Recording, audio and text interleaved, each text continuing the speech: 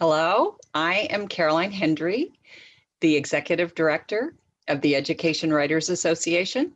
Welcome to our seminar, Pathways to Good Jobs. If this is your first EWA event, I'm thrilled to welcome you. If it's the latest of many, I'm equally delighted to have you back. At EWA, we pride ourselves in helping our members cover education from early childhood through adult learning. This seminar is focused on the further end of that spectrum, really looking at education beyond high school into jobs, preferably good jobs with a future. After all, when you ask incoming first-year students why they're going to college in the first place, more than 80% of them say it's to get a good job. And that school to work pipeline is especially relevant right now during this awful pandemic, which has wiped out millions of jobs in our country. Partly as a result, US college enrollment has taken a devastating hit. During this crisis, we all need a bit of a crash course on how the pandemic and other forces are changing the pathways between college and good careers. Today and tomorrow, we want to give you that crash course and then continue the conversation with follow-up online sessions that are going to start next month. Over the next couple of days, you'll hear from some of the nation's top experts, education leaders, journalists. Together, they will look at different angles on this story of how higher ed does and doesn't contribute to upward economic mobility and the pursuit of the American dream. In our time together, you'll learn more about topics like the role that race and racism play in those pathways. You'll also get training on how to start making sense of the tens of thousands of job-related credentials that are out there being marketed by different post-secondary institutions. Along the way, you'll have time to interact with our speakers and your fellow attendees. Also, please make sure to go over to the community section of this session and click on the article sharing tab. There you can access a number of articles that are directly on point for this session. As a reminder, all EWA events are journalism organization events. They are all fully on the record. You can use everything you learn here to put right into your stories. You're also welcome to share what you hear on social media. And our Twitter hashtag for the event is EWA Pathways. We want you to come away with broader source lists, deeper contextual understanding of the topic, and fresh ideas for stories on the connections between higher ed and upward mobility. Plus, we want to keep the learning going for you with a series of free webinars on this important topic in the first several months of 2021. Before we get started, I want to take a moment to thank some of the people who made this event a reality. First, a note on funding. EWA took full responsibility for the content of this seminar, and we had complete editorial control over the agenda. Yet we couldn't bring you this kind of event without the generous help of our financial supporters. EWA is super grateful to all of our sustaining funders who've been wonderfully supportive during this time of crisis. Today, I want to say a special thank you to two of those sustaining funders, Ascendium Education Philanthropy and the Joyce Foundation, for making this event possible with charitable grants to EWA.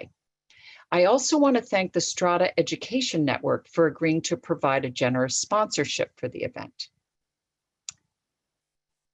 I also want to take time to thank the amazing EWA staff. Like everything we do at EWA, this event was truly a team effort. Many folks contributed, and every day I'm grateful for their hard work.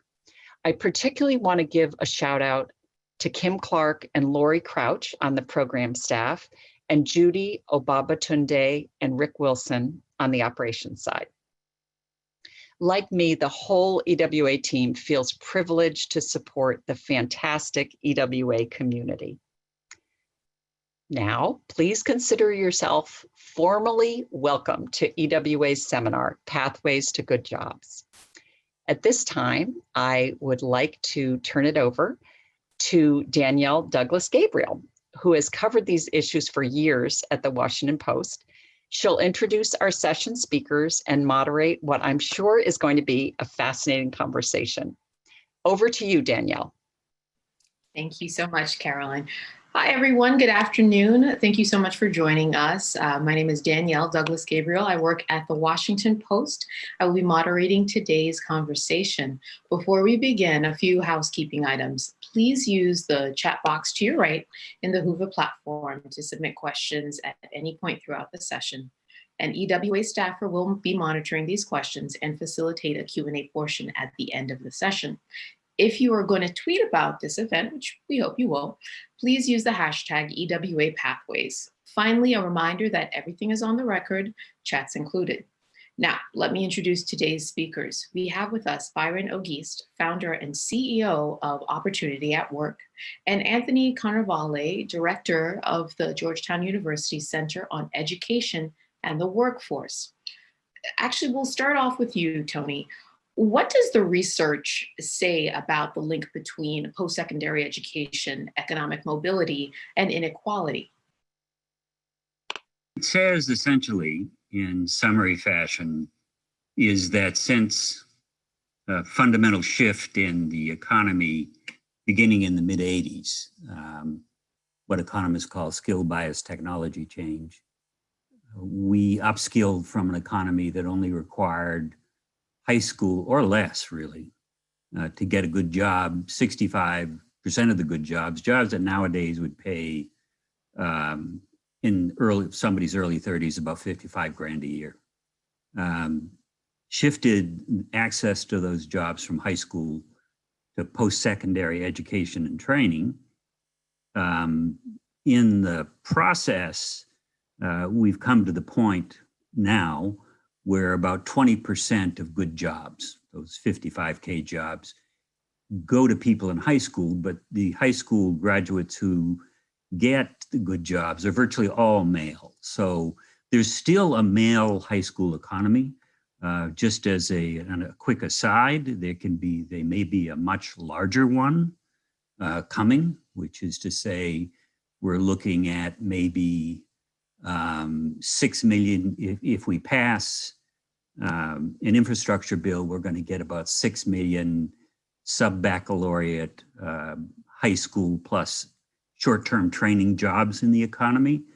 That will change a trend that has been powerful since the mid-'80s and probably will do so for a period of 7, ideally, if it's the full amount that the Biden people are talking about, could run from 7 to 10 years, so that there may be a fundamental shift in the trend that we've lived with in economic change, but not without an infrastructure bill. So infrastructure is the curveball in this whole story. But what we've come to, I think, and there's not much doubt about it, that what we've come to is that education, topped off by post-secondary education and training now for anybody who wants a good job, has become probably the strongest pillar in the intergenerational transmission of race and class privilege. That's simply the facts of the matter. It's true not just because post-secondary education has become the sort of topmost tier in that system and has added enormous amounts of tracking by education level, by education program in the system. But in addition, it has taken the inequality that exists in K-12 education and projected it into labor markets, and then projecting the labor market outcomes into communities, and communities starting the process all over again. So The one statistic about the system, that is K-12 through post-secondary, that tells the story, I think, is that if you're a young person in grade school with good test scores over several years, and you come from a family in the bottom quartile of the income distribution, you have about a 30% chance now of making it all the way through grade school, through high school, through a four-year college degree, and into a good job by age 28. So really smart disadvantaged kids do make it, about 30% of them do.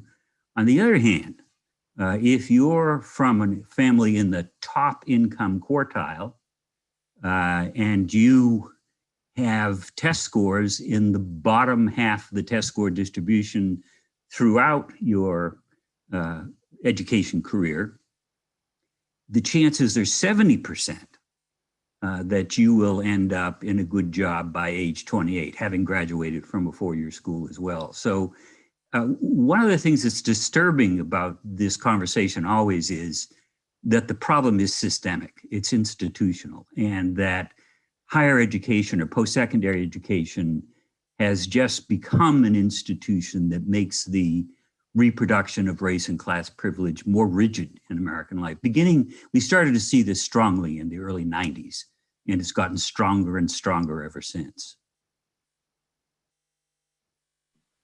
Byron, there seems to be a yawning gap or chasm between what businesses say they want and their actual practices. What, in your opinion, will it take for employers to turn away from the traditional credentials, and what do they use instead?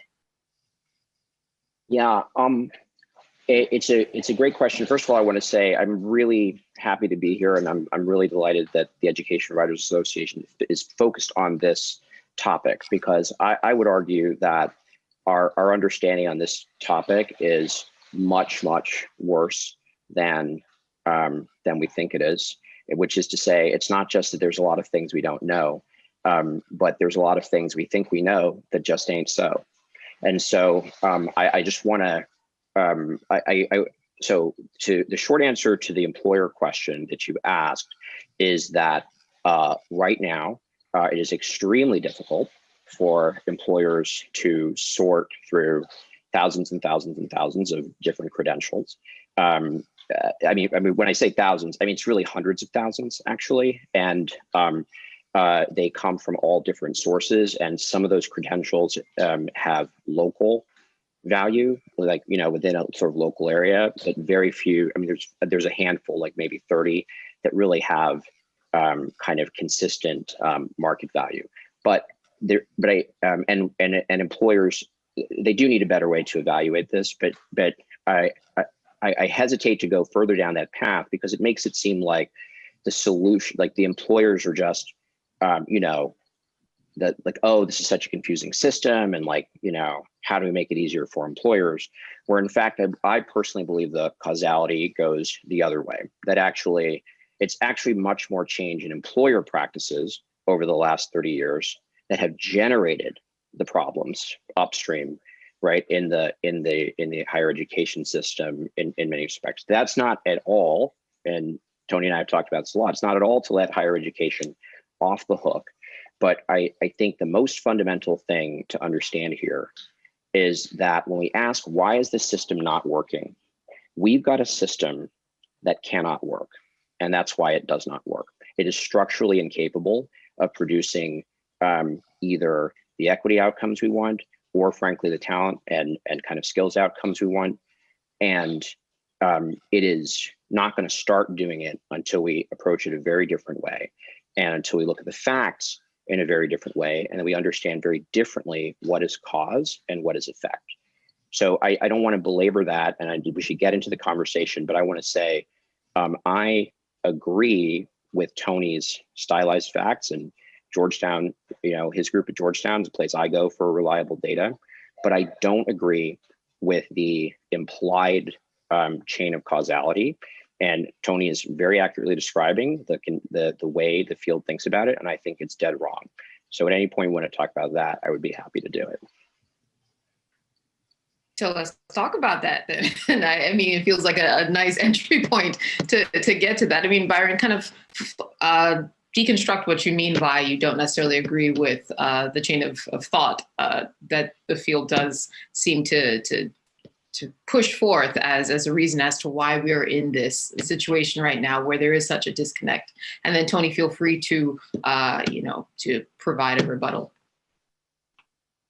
Yeah, and I was going to say, like, so in a way, I agree with all the numbers and all the nouns that Tony has stated. It's the verbs I disagree with, and it's the voice I disagree with. There's a lot of stuff there in the passive voice that actually are not. So technology, for starters, right? Skill. I have a PhD in economics. Skills bias, technical change is an important concept, but if you look at the institutional chain, I think we are so deeply invested in thinking about technology as a force of nature that no one can control. It's like the weather, it's like gravity.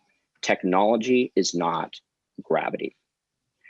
Technological change advances along the path in a series of choices that are made, both in where the investment goes in R&D, where the development goes, and then how a business system is put together to deploy the technology, and what is the role of labor of different sorts in it, and what is the role of capital, and what is the role of other factors of production. When manufacturing had to go to much more variety, much shorter production runs as a result, you had to have a lot more switching technology. I'm talking, this is like in the 1980s. And in the United States, US industry dealt with that problem mainly by industrial automation and putting the switching technology in the machines, the kind of like intelligence in the machines, and like having workers sort of follow that. Japan, were competing in the same markets with the same needs, like Japanese, and they actually did the reverse. They had been ahead of robotics, but they took those robots off the factory floor. They applied a US management technology, Kanban, they call it, lean, and they trained up their workforce, highly empowered teams, cross-trained, and any worker could stop at the assembly line. And they invested in the skills of the workforce to compete against a capital robotic intensive model in the United States. And they did very, very well. There's nothing about technology that says you have to invest in a way that either immiserates or in a way that actually suppresses the talent and therefore commoditizes like the skills of workers. And that is very much a part of the story of what's happened. But more than that, the actual recruiting and hiring practices.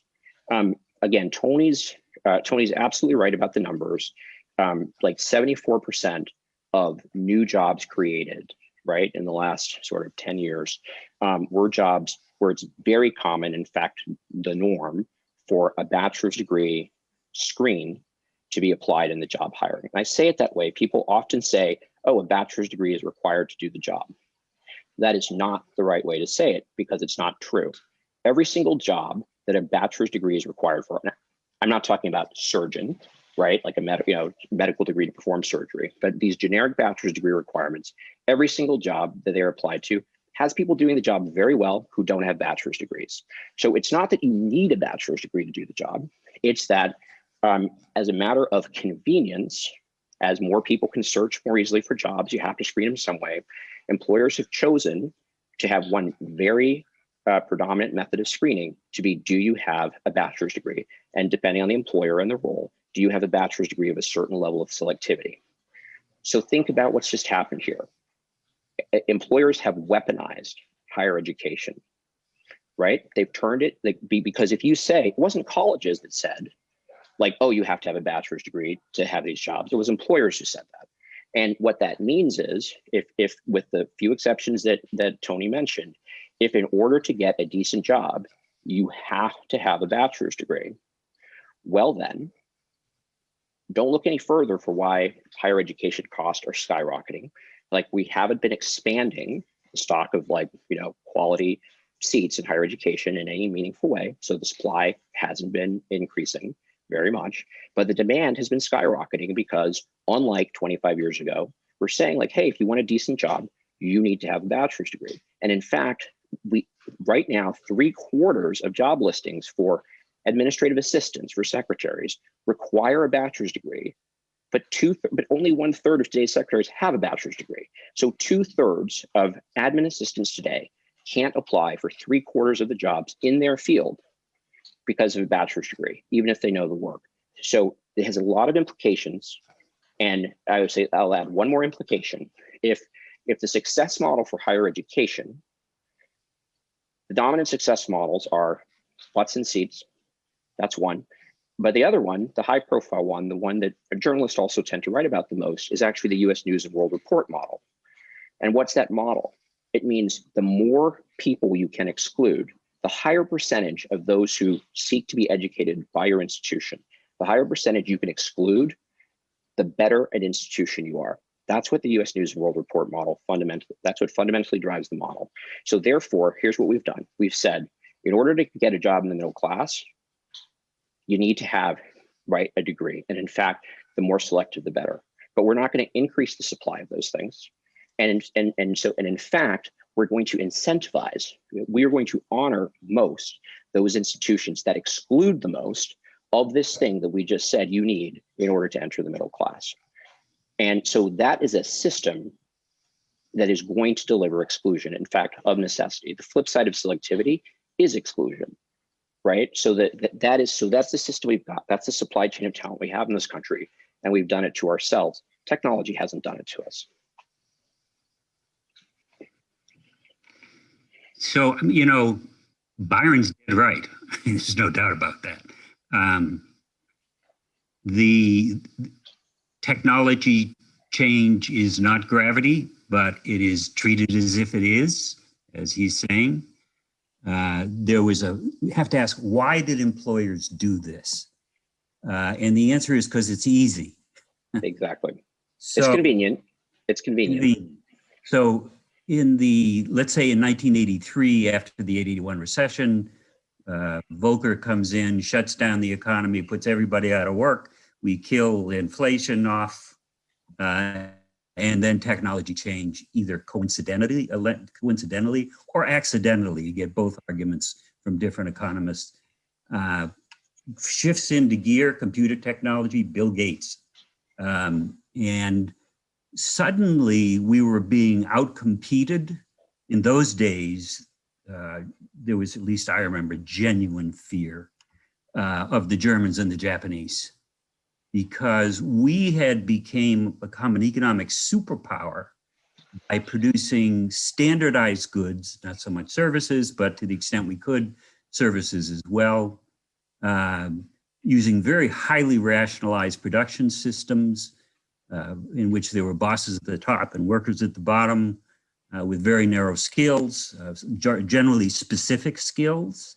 If somebody had more than that, if one of the guys on the loading dock, after a while, unloading trucks, the boss figures out which one of those guys might be the supervisor, and he sees it. We didn't know how to produce that. We simply promoted it. So suddenly the competition wasn't about standardized goods and services at least cost, right? Simple productivity. It was about the Japanese and the Germans built Volkswagens for every climate, and they did it. Japanese, most memorably, watching the films of the Japanese workers make cars when they pushed in and out production systems to customize. So suddenly the competition was about, we were producing low price goods with high defect rates. And suddenly the competition was about quality, variety, customization, convenience, novelty, and innovation. And flexible computer-based technology essentially allowed for all that at least cost. So employers then looked at their workers and said, okay, what are we going to do? These people down on the production line, to use manufacturing, I used to work for Chrysler and I saw all this happen. Ended up being the labor guy who fired lots of auto workers. But in the end, when they looked down the line, they said, well, what do we got now? They don't seem to be able to handle this. The technology's flexible, they're not. We got a bunch of high school graduates and dropouts. Okay, how do we improve the quality of our workforce? We simply up the standard. We say, now you got to have college. So in a sense, it is both real, that is, they were looking for a new set of skills, but it's also simply procedural, or they simply began to hire people who had more education than high school. And that has accounted, it's quite right. I mean, we have credentialed the bejesus out of our economy. Thinking about, and he's dead right, is credentialism. And, traditionally, one of the interesting things about that is it's something Americans don't like. But we've done it, and it's largely German. And you want to make a cake and sell it to somebody, you've got to have been a journeyman apprentice in baking. Make a cake and people like it and want to buy it, then you can sell it. So we have a bias about flexibility, but our system has become very inflexible now. Byron's right about that. I don't know how. It is a great contribution you've made, because you're the first person that has brought this up, that we've got a problem with credentialism. And what's interesting about it is the employer, because American workers don't like credentialism. We were a society where workers didn't wear uniforms for hundreds of years. So he's dead right. Danielle, if it's helpful, oh, sorry. Oh, I was just going to say, if we are saying, and it is pretty clear that the onus is on the employer to kind of move away from this credentialing model, are you seeing examples that really speak to that movement and perhaps give you both hope that we could have a far more diverse understanding of what it means to get a good job that's not just for the moment, but could be a nice sustainable way to towards upward mobility for people of all backgrounds and all educational levels? I do see some things that make me hopeful. I mean, in the sense that this is a solvable problem. I mean, it's a complicated problem. It's a systems problem. But like, say, we were to compare this to, climate change raging out of control. This is like actually, it's a much more solvable, much more easily solvable problem. However, so I would say, and I just want to be very clear, I'm not arguing that higher education doesn't have a role to play, or even the K-12 education doesn't have a role to play. Of course, it's a very important role, and learning is actually central to this whole thing. It's not that, right, just throw them out there and get going. Learning is absolutely central to the solution, and institutions of learning are therefore incredibly important. All I'm saying is that everybody's got to play their role. So, for example, the heart of what the employers need to do, it's like there's some things employers need to stop doing. For example, you absolutely should stop requiring generic bachelor's degrees as a prerequisite for being considered for the job, right? Because in the example Tony said, well, they needed to upgrade. One way to upgrade is say, hey, we actually needed upgraded skills. Okay, well, which skills? Tell us these skills to this level of competency, and then, right, assess them, for example. And that would mean that you could recognize those skills, value those skills, pay for them, no matter how someone got the skills. So if someone got them because they were fortunate enough to go to college at 18 and have the family resources to sort of do that and learn that and have these other experiences, great.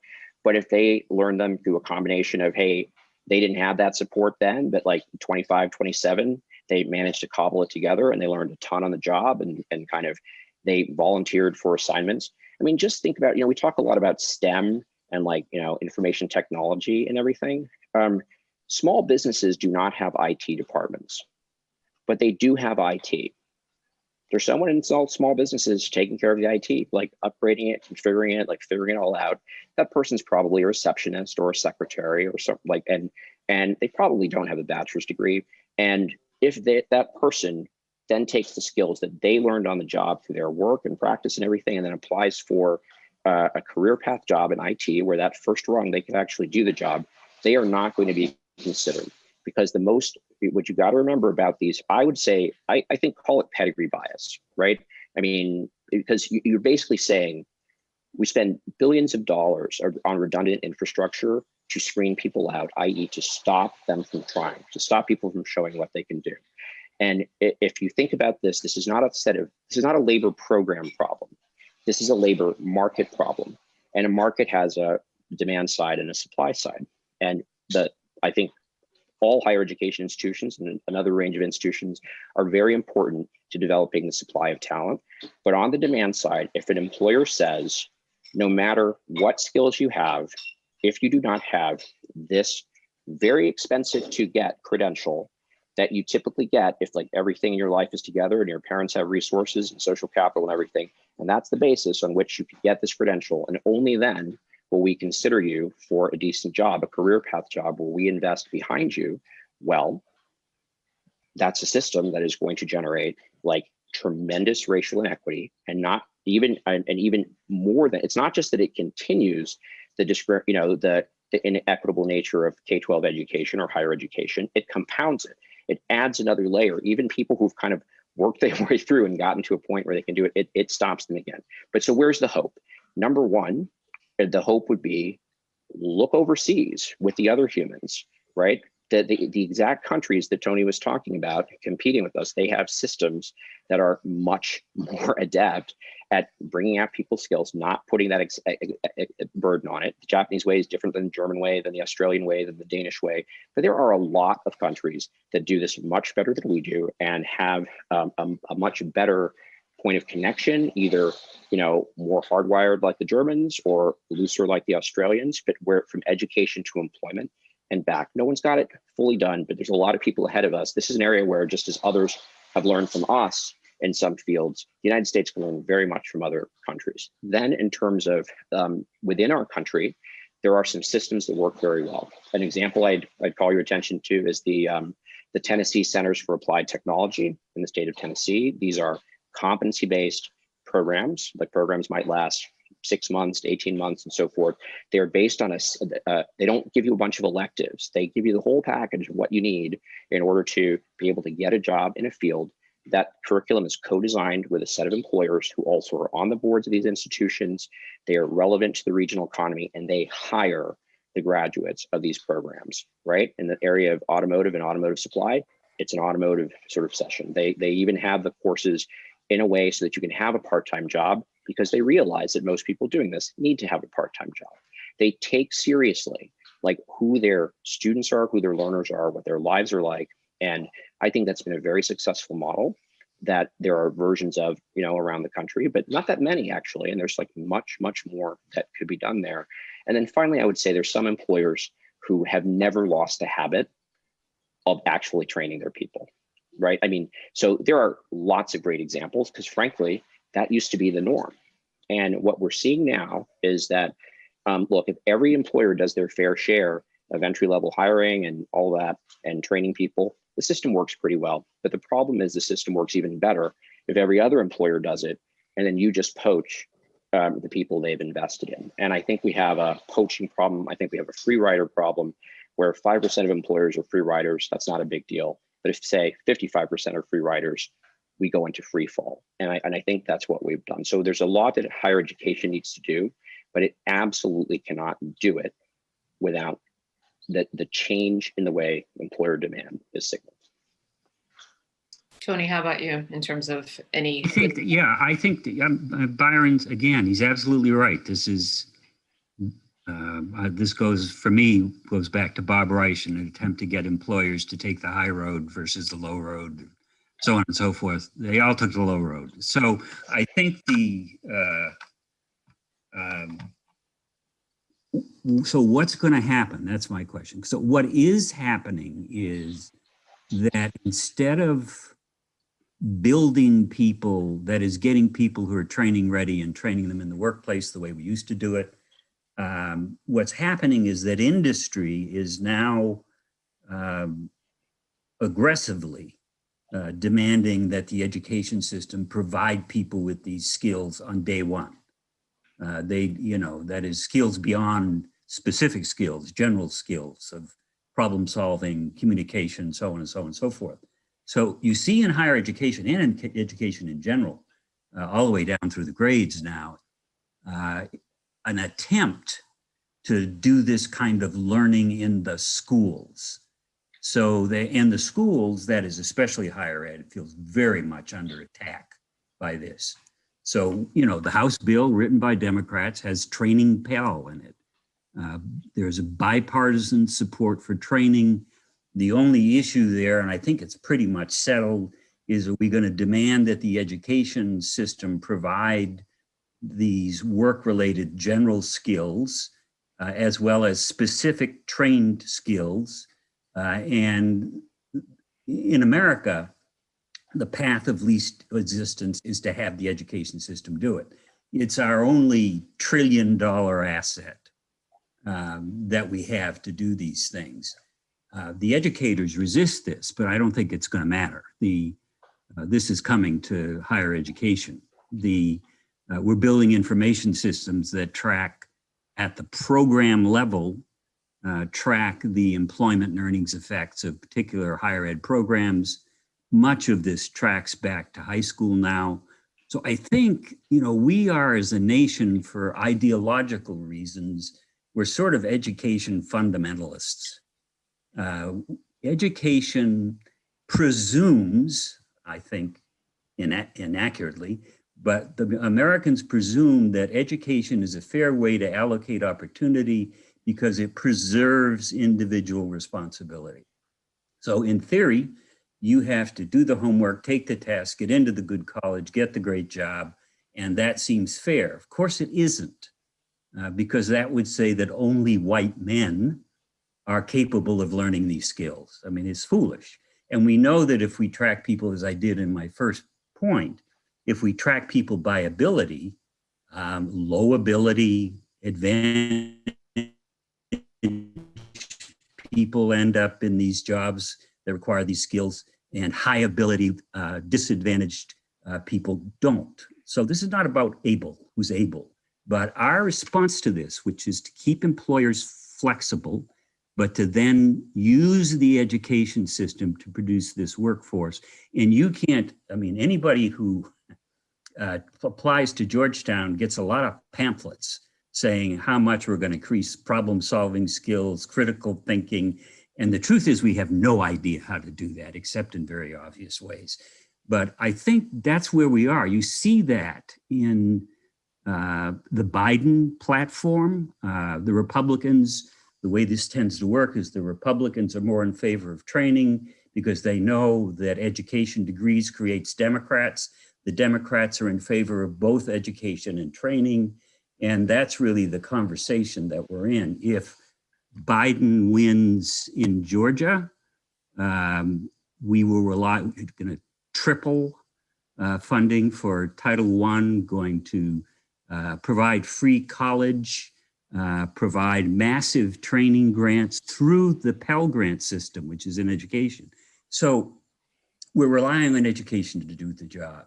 In some ways, it is what I think is troubling about it is we have always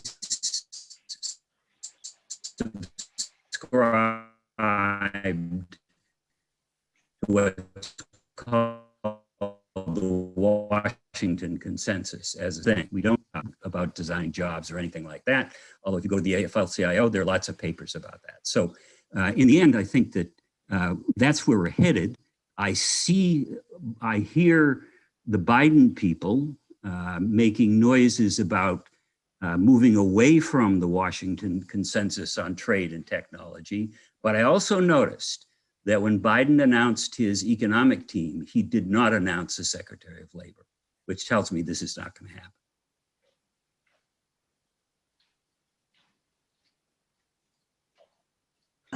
Danielle, we have some question for our speakers from Kim Clark. Do you all think that efforts to create free college will improve equity, or is that just rearranging the chairs on the Titanic?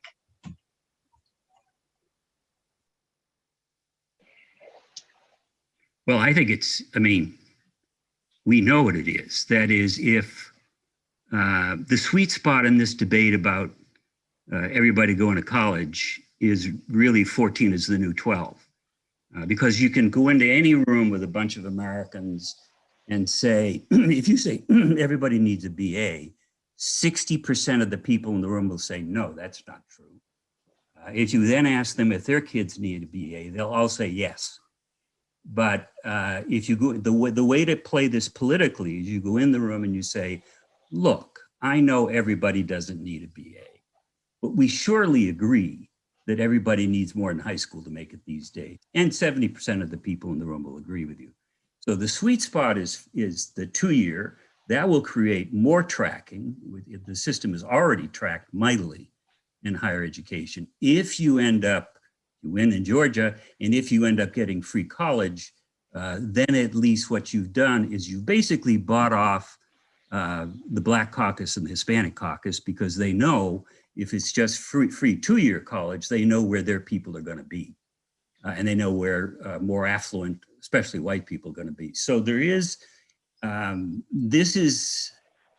don't think, unless we get fairly aggressive with the education system and connect the dots, I mean, all the way back to preschool, that we're going to have much effect here, because the system is so powerful in its ability to sort by race and class that it has become the engine of inequality in America.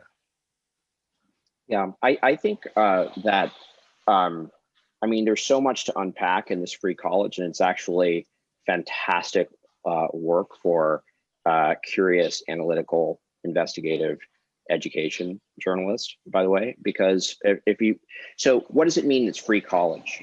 Like, I will say one thing, 90% of what I see written about college and the cost of college absolutely confuses what is the cost and what is the price, and like makes no distinction. But like, the price of something is what is charged for it, and the cost of something is what it takes to produce it. And so the cost of college and the price of college are very, very, very different things. And so the pain point for an American family, the average American family, is the price of college, right? But in fact, the drivers of the cost of college are a different set of things. And I would say, and you really need to kind of get underneath the hood. And one of the issues here is that, and you see this in housing, you see this in education, and all these areas where working class people are falling behind. We need affordable housing, but guess what makes housing more affordable? More housing. If you don't have enough housing, if you don't build enough housing, if there's not enough supply, well then yes, of course, the price is going to be bid up, and guess who's going to win the bidding war? Affluent people, okay? So if you don't have enough quality seats in higher education, and then you say, if you want to lead a decent life in America, you need a college degree, right? Then you've got a problem. You can say everybody's got the right to health insurance, but if in your community there are not primary care providers, and the scope of practice laws require, mean you can't have nurse practitioners or anything. In other words, there is not enough provision of healthcare. There's not enough provision of housing, and there's not enough provision of higher education, right? There's not enough quality provision. So I would say two things, and they land on different sides of the ledger. If we are going to persist in a system where being able to have even a shot at the American dream for anyone other than a relative handful of white guys without bachelor's degrees, which is that's good. I want more of that for everyone. But if we're going to persist in a system where, as a first approximation, you need a bachelor's degree to have a decent job and a career and have the system working on your behalf, well then hell yeah, college ought to be free. But we should ask ourselves, do we want a system where college is no longer a bridge to opportunity, but it's a drawbridge that gets pulled up for 60% of Americans, and they're just on the outside looking in? I don't want that system. I don't think that's a good system. So I would say the most important thing on the college side is to make it actually available. Like these battles over affirmative action, for example, this is the consequence of a zero-sum logic Because if you say you can only get a decent job by getting a college degree, and then you hold the college number of basically good college degrees constant, well, then there's going to be a zero-sum war for who gets those seats. And that's what we're seeing. The toxification of higher education politics is everything to do with the zero-sum mentality. And one thing I do agree with in Tony's original story and the conventional story is absolutely we need more skills. I need more skills for the work I need to do a year from now. We all need more skills, and every single person on this call is learning all the time. And by the way, you're all paid to learn. But we have a system that basically says only a certain number of people get to learn in a way that we recognize. And that when people who are working just as hard as any of us, but don't have bachelor's degrees, we don't recognize the skills that they're gaining on the job. We don't reward it, and we don't allow them to move up. There are 71 million Americans right now working in the labor market who are deeply attached to the labor market, who have job skills. They are stars. They are skilled through alternative routes. They don't have bachelor's degrees, but they are skilled through alternative routes. And Opportunity at Work has done an analysis of this, along with Erica Groshin, who's the former head of the Bureau of Labor Statistics, and looked at it. And 5 million stars, people without bachelor's degrees, have high-wage jobs today. Stars are in almost every job category that people say you need a bachelor's degree to do. There's people being very successful without a bachelor's degree. And 30 million, this is the last number I'm going to give right now, 30 million of the 71 million stars are working in jobs today where you can see they have skills. They have the skills for jobs that pay at least 50% more than the jobs they're in, jobs in their state. This is pre-COVID data. COVID is a complicator, but there's a massive amount of talent and skill out there that's not being tapped. And so when you ask someone to say, hey, if only you get more education, you'll get a great job. And it's like, well, I got kids, I've got rent. Are you really saying I have to go back for 4 years, and who's going to pay for it? So I think that's the issue. Well, one thing that I would add there is that if you talk to policymakers, and this is just policymakers who think about this, but if you talk to policymakers, their solution to this, which is moving along nicely, I guess you'd say, all the way back to George Bush, is to essentially make the education system perform as a job machine. That is to say, to use information, namely wage records data attached to individual post-secondary programs, not institutions, and to demand that first, I think the consensus view is, first of all, everybody wants transparency. That is, any kid who takes a course or signs up for a major should be told what happened to everybody else who did that, whether they got a job, how much money they made, and in an ideal case data we don't have, whether or not they're working in the field of study, their own field of study. But that's the path we're taking. It's to move towards transparency. And then the big question is, when does transparency become accountability? For which programs will you actually say, if we find nobody gets a job and we find that nobody in the end gets wage improvements, then the federal government will refuse to fund those programs.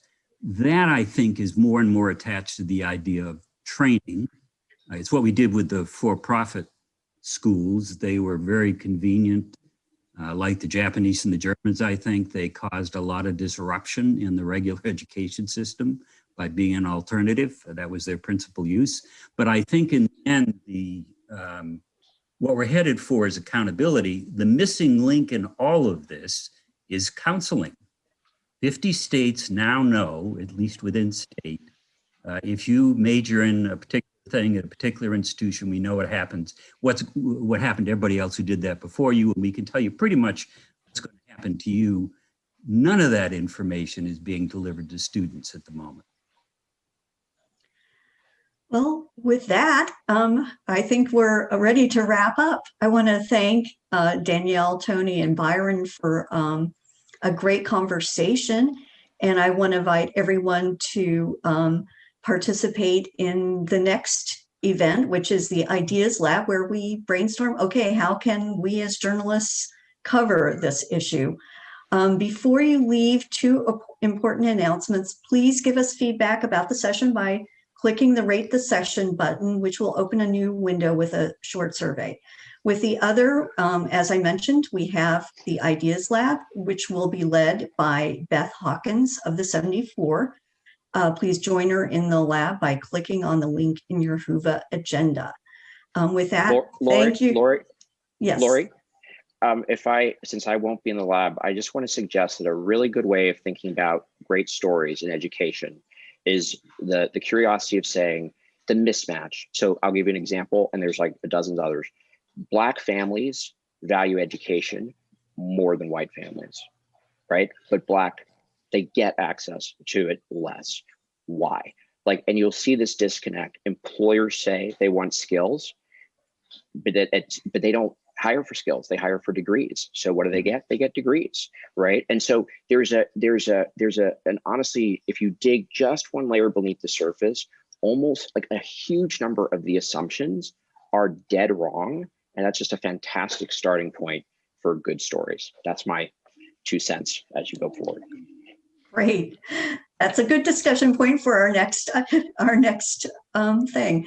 Thank you again, Danielle, for moderating. Thank you again, Tony and Byron, for participating, and hope to see you all again. And with that, we'll end this session. Thanks, Lori. See you, Byron and Danielle.